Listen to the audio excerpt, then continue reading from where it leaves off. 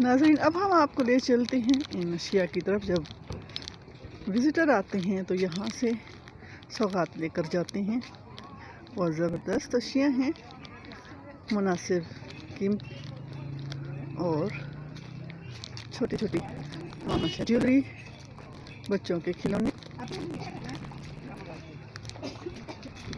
जी नाज़रीन, कैसा लगा आपको? मुझे जो सबसे ज़्यादा पसंद आई है चीज़ वो है ये। देखिए जनाब, ये लकड़ी से बने हुए ज़रूर हैं। फ्रूट बास्केट है, हॉट पॉट, रहल, सीनरी बस और